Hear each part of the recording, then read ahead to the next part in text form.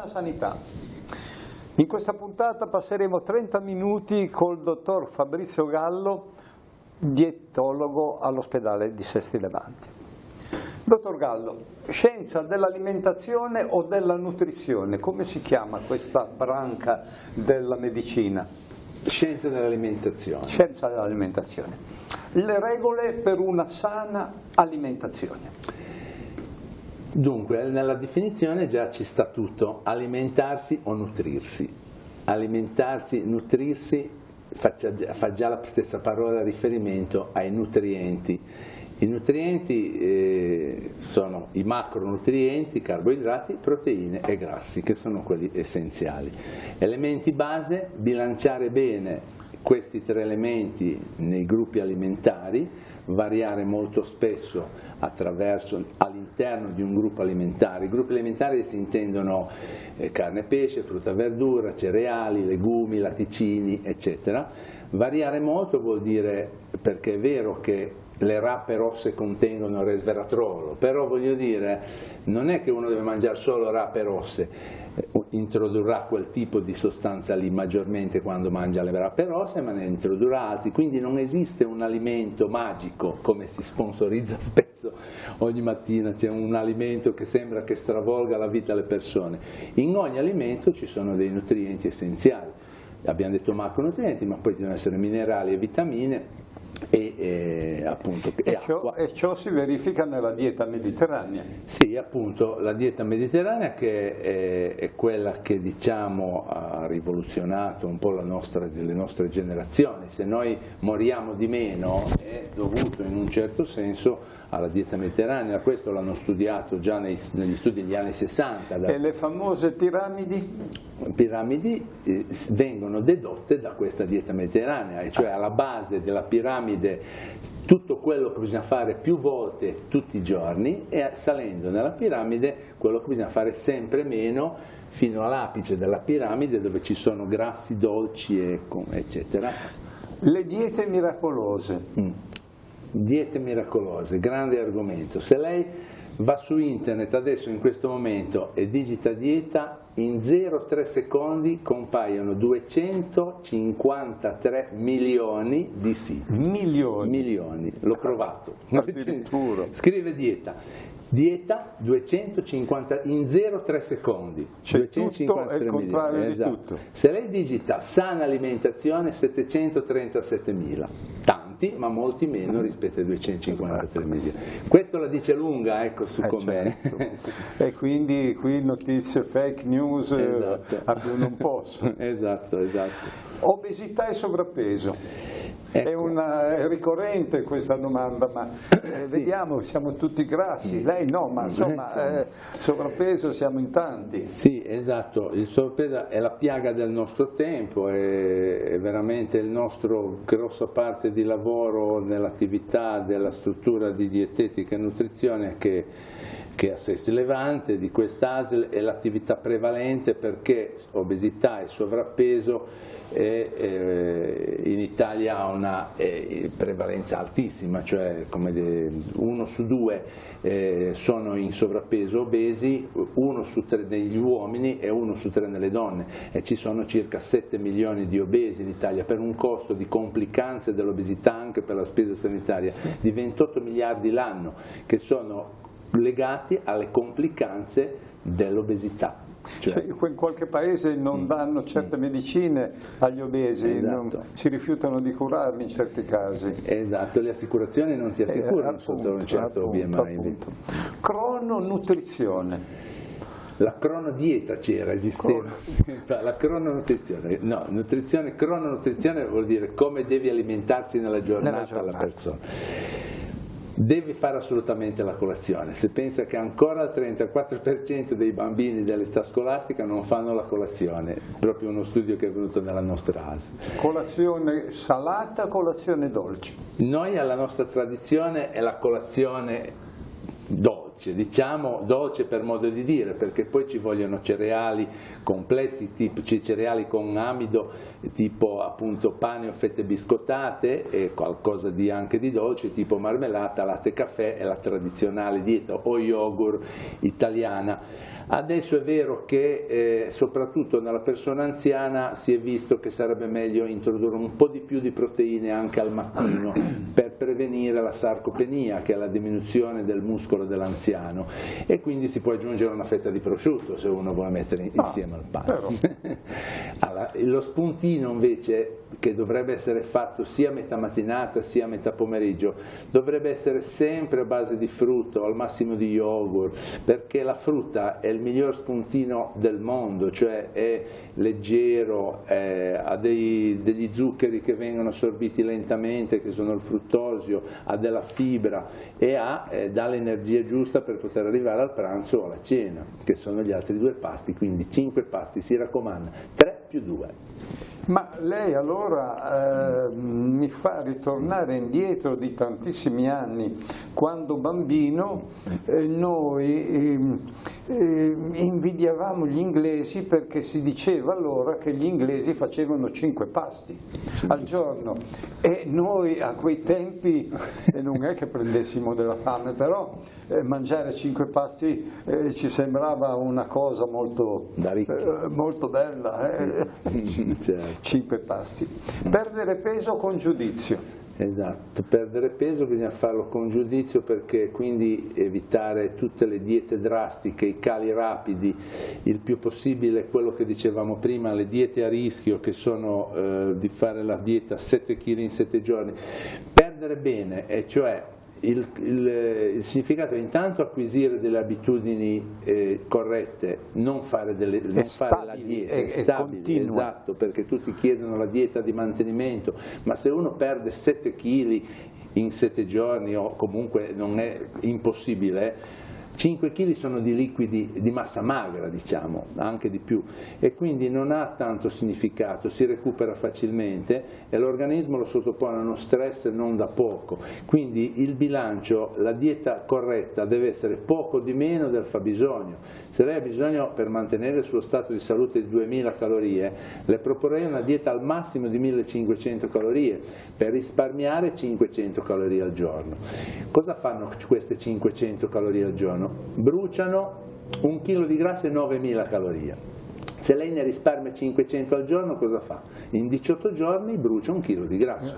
Questa è la dieta bilanciata, equilibrata, ragionevole e ipocalorica. Quindi ogni giorno deve risparmiare 500 calorie.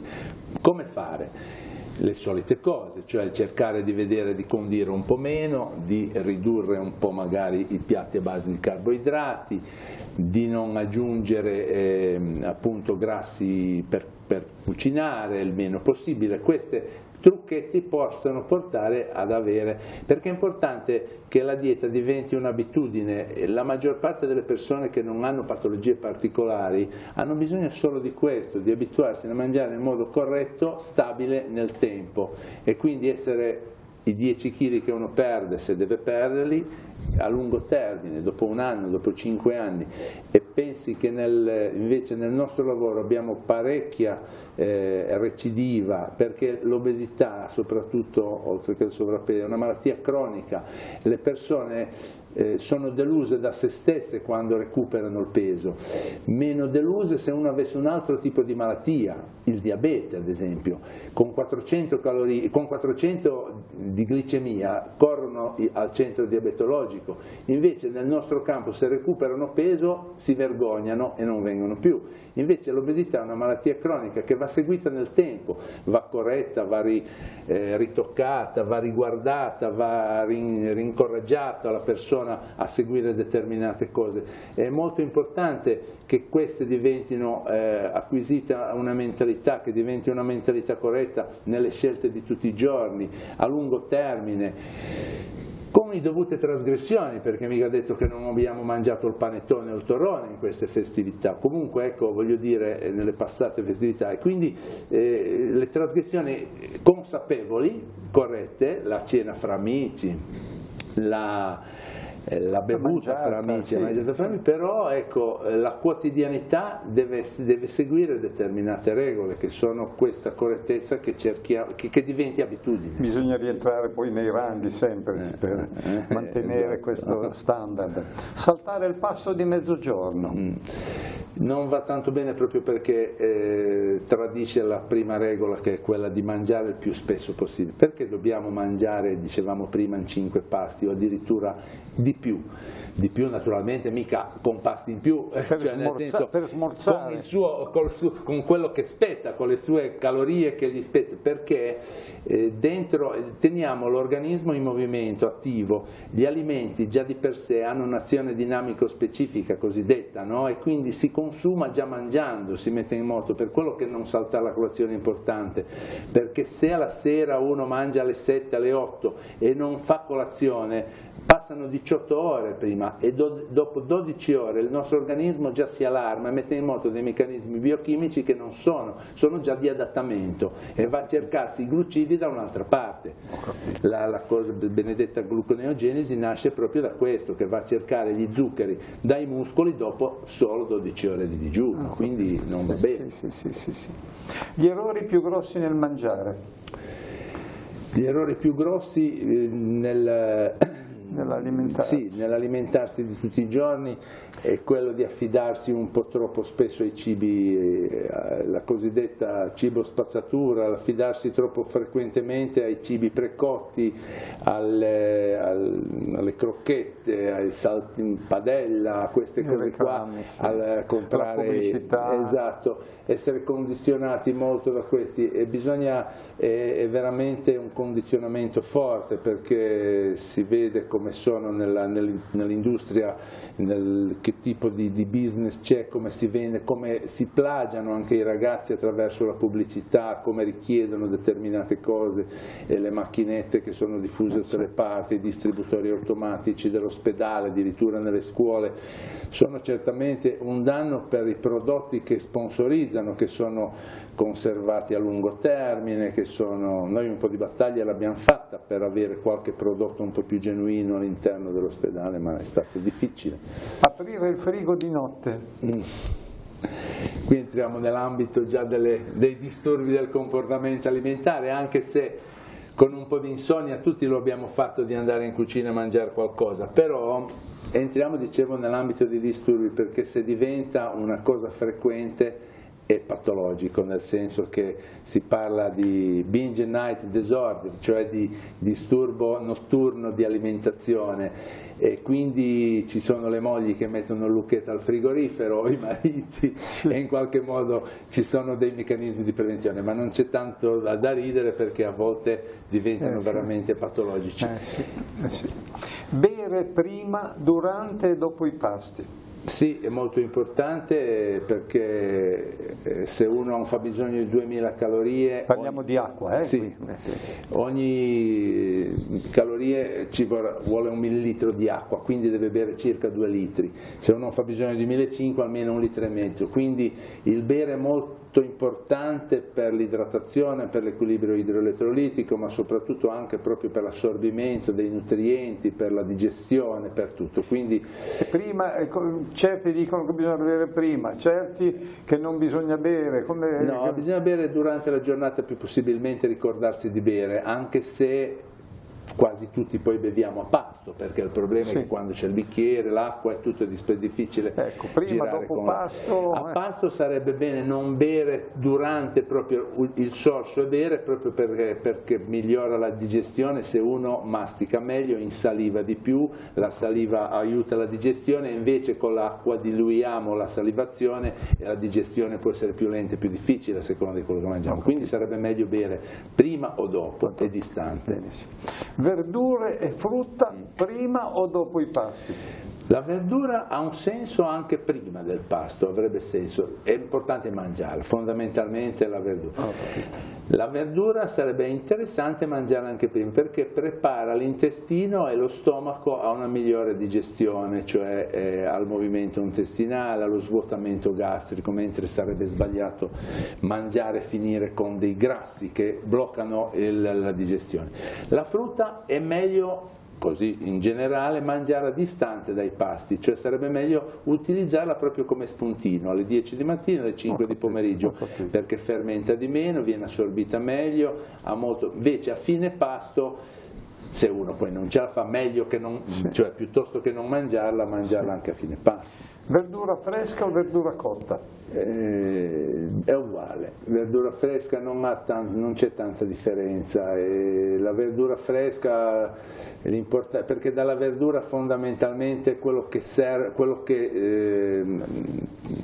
beneficiamo sono i minerali e la fibra, e fondamentalmente non c'è grossa differenza. Le vitamine dove si trovano? Le vitamine sono da tantissime parti, soprattutto nella frutta, e c'è un luogo comune che si pensa che le vitamine siano nella buccia della frutta. Nella buccia non c'è nessuna vitamina, c'è la fibra, la vitamina è all'interno della polpa, e poi sono anche nelle carni, nel fegato e da tante altre parti, insomma, dipende da quali vitamine, perché ci sono diversi tipi di vitamine. Carne e uova nella nostra dieta. Sì, c'è stato un momento in cui abbiamo demonizzato la carne, perché è uscito uno studio americano che diceva che aumenta l'incidenza di prevalenza dei tumori del colon, ed è vero, c'ha dei dati, però è uno studio fatto un po' su un tipo di popolazione che aveva determinate abitudini. Non so se lei mangia il bacon affumicato al mattino a colazione. No, non lo mangio, ma no? so che di che cosa si tratta. Esatto, quindi voglio dire, nella nostra tradizione 1 o 2 volte alla settimana la carne va benissimo, e non c'è bisogno anche perché il lavoro fatto vedeva l'incidenza maggiore di tumori del colon, come vede come ambiente, diciamo, come vede la maggiore incidenza di tumori della pelle chi sta maggiormente esposto al sole. Ecco, voglio dire, l'ambiente che condiziona, e come diceva un gastronomo medico filosofo francese, tutto è veleno e niente è veleno, dipende dalla dose per essere veleno o no, cioè, voglio dire. I condimenti nella dieta? I condimenti, noi fondamentale raccomandiamo l'olio d'oliva, non solo perché la tradizione nostra è mediterranea, ma perché ha degli straordinari benefici sul tipo di grassi che lo compongono, e quindi sulla digeribilità. Era l'oro dei greci, e quindi l'olio d'oliva. Gli insaccati sono tutti da condannare? Non tutti, gli insaccati, io dico, vabbè, nella normalità il prosciutto crudo, il prosciutto cotto, la bresaola, il fiocco, gli insaccati magri vanno bene, perché con una certa attenzione, certamente non tutti i giorni, perché hanno più contenuto di sale rispetto alle carni fresche. Invece le golosità sono gli altri, il salame di Castiglione è buonissimo, ma devi mangiarlo quando ci sono le fave, i piselli, o anche qualche volta di più, però voglio dire... Le spezie? Le spezie non hanno un apporto calorico, hanno un significato nelle diete, proprio perché correggono i gusti, personalizzano i piatti e hanno una loro utilità. I benefici di certe spezie sono, tra virgolette, un po' millantati, come adesso si parla tanto di curcuma o zafferano, cioè... Ecco, c'è questa invasione, una moda ora, sì, con questa curcuma, queste zenzero, si sente parlare altro che di questo, vengono reclamizzate. Ma come si sviluppano queste notizie? Ma come perché vengono fuori? È vero, in realtà ci sono dei modesti riferimenti che fanno nascere questo. Lo zenzero, ad esempio, è una spezia importante che hanno messo anche in alcuni farmaci, perché ha delle proprietà antiossidanti, ma soprattutto nella digestione. Se ha visto, non so, il domperidone, che erano determinati farmaci che serviva per digerire, in alcuni altri l'hanno sostituito con lo zenzero. Ci sono farmaci, a base di zenzero che migliorano la digestione, perché aumentano lo svuotamento gastrico, tolgono la nausea, tolgono la pesantezza.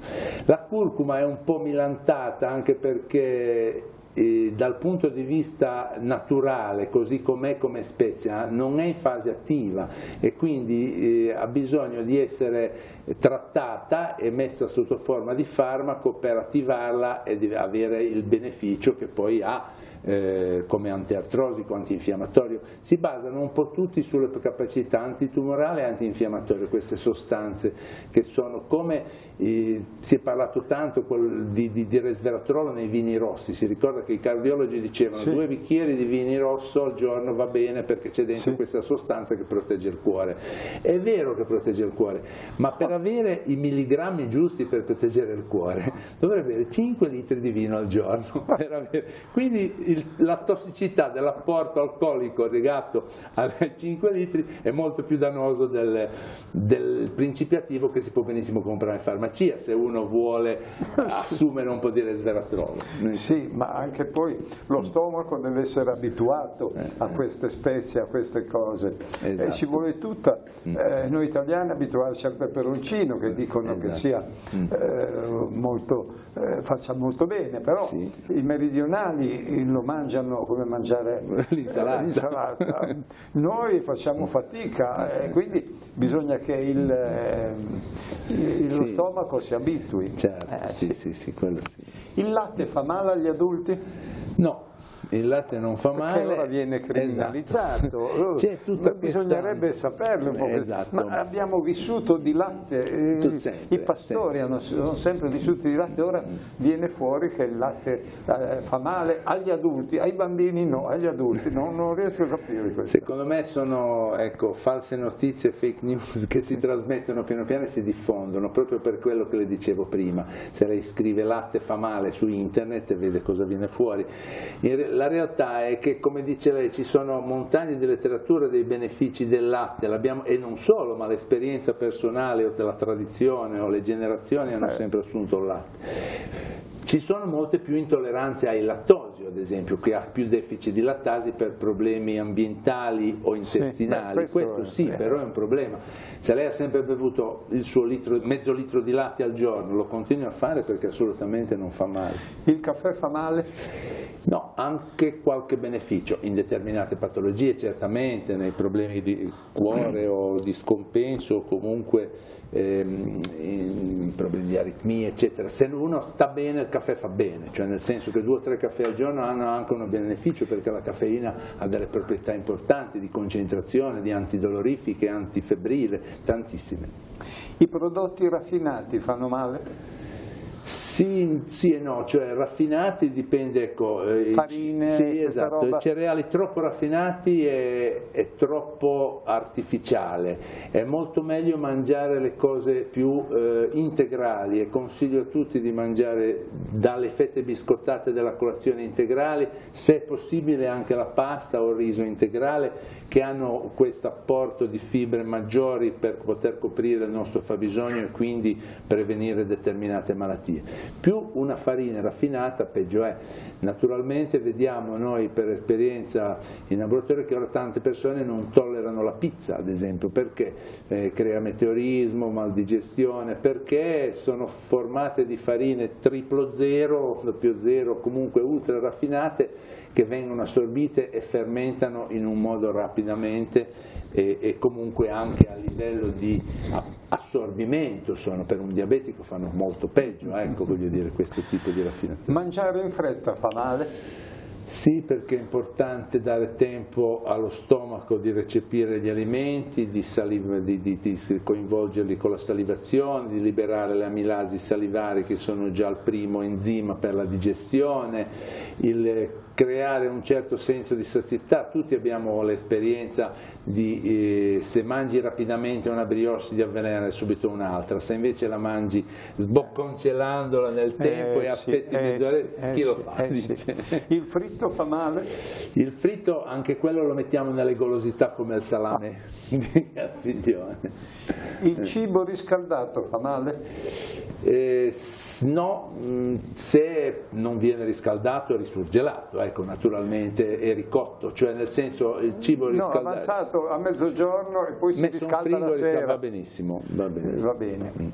Senta, la marijuana fa male? Sì, no, se non viene riscaldato è risurgelato, ecco, naturalmente è ricotto, cioè nel senso il cibo riscaldato. No, avanzato a mezzogiorno e poi si riscalda la sera. Va bene. Dal punto di vista fisico adesso la diamo anche come farmaco, no? Abbiamo la farmacia dell'ospedale che prepara questi alimenti e ha i suoi benefici. Per la terapia del dolore. Terapia del dolore, per certe forme di neurodegenerative come la sclerosi multiple ha i suoi benefici, dipende appunto, vede di che uso se ne fa. Ecco, sì, ma i tabaccai vendono della roba a base di marijuana, esatto, questo io non riesco a capirlo. Questo, ne sono di vari prezzi, di varie gradazioni.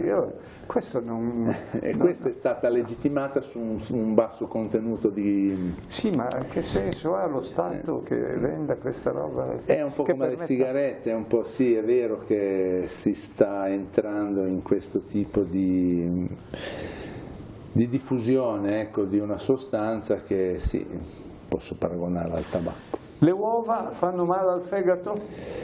No, questo è un luogo comune. Appunto. Le uova non fanno male al fegato, come ingrassa più riso la pasta, no? Ingrassano uguali. Le uova non fanno male al fegato, ci sono alcune controindicazioni dove non si possono mangiare le uova e sono rare, ma le uova non fanno male al fegato. Uova e colesterolo?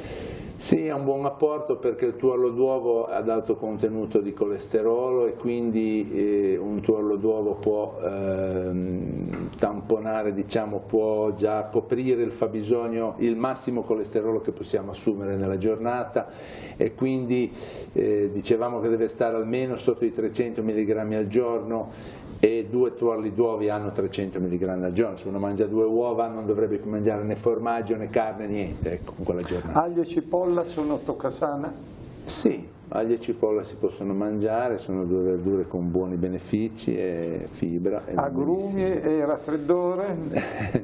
Il contenuto di vitamina C negli agrumi, ecco, previene un immunostimolante, quindi rafforza le difese immunitarie, quindi bisognerebbe mangiare bene, dei chili, specialmente no, però perché la vitamina C sopra i 18 mg al giorno non serve e va nelle urine, quindi un arancio al giorno a spremuta fantastico, sarebbe metterlo quotidianamente a colazione.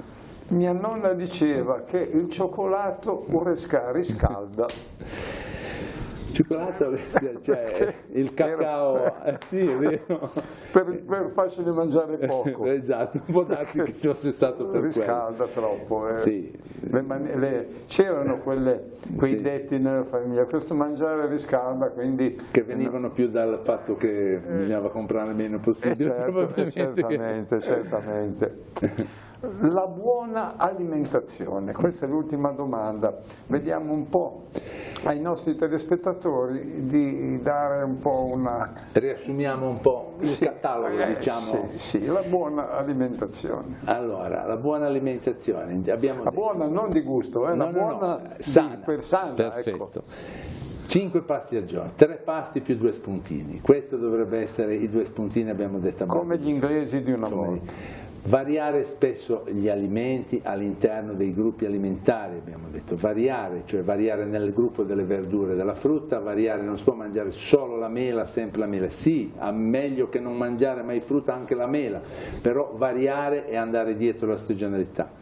Equilibrarsi nella dieta, cioè uno si accorge, non si sveglia al mattino 100 kg, si accorge se sta aumentando di peso, vuol dire che il suo bilancio è sbagliato, deve prendere provvedimenti o da solo o con l'aiuto di uno specialista e quindi l'equilibrio della dieta, il mangiare non alla televisione, il non da soli, il più possibile come l'alimentazione come momento di relax in famiglia, parlando e come piacere, questo è fondamentale.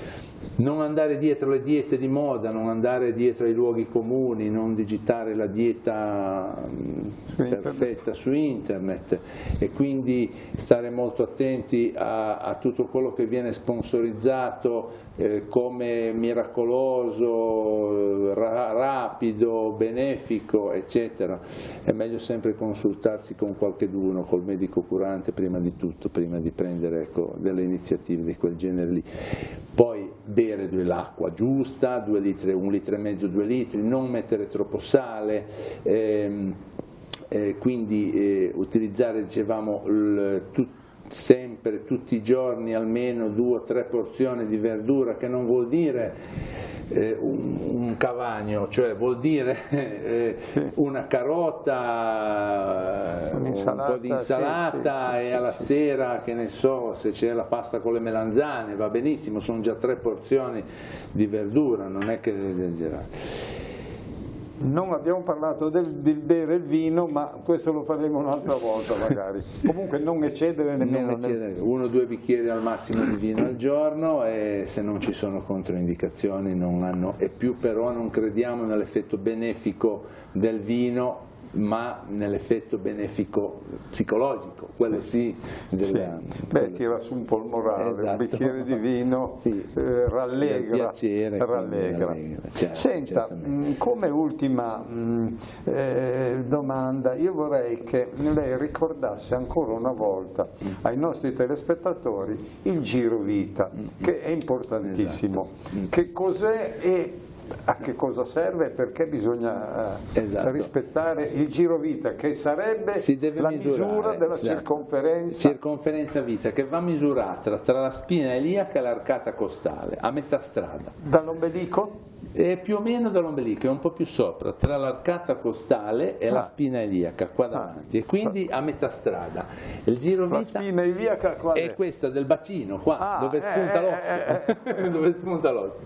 Ecco. E quindi da lì a qua c'è questa distanza a metà strada che va più o meno sull'ombelico. Deve essere, questa riflette il grasso viscerale, che è il grasso nocivo perché produce le sostanze infiammatorie che si chiamano citochine e che quindi condizionano pressione, diabete, trombosi, eccetera, ictus. Si chiamano le citochine infiammatorie prodotte dal grasso viscerale. Quindi la circonferenza vita riflette molto bene la quantità di questo tipo grasso. Deve essere 94 cm al massimo nell'uomo e 80 nella donna per avere un rischio basso. Sopra questi 94 centimetri e 80 cm nella donna si ha un rischio aumentato. Il rischio grave è 88 cm nella donna e 102 nell'uomo. Allora, i nostri telespettatori possono misurarsi col centimetro, è molto semplice. Io ringrazio il dottor Gallo, io ringrazio il nostro Giovanni, cameraman e regista, ringrazio voi telespettatori e vi do appuntamento alla prossima puntata. Arrivederci. Buonasera.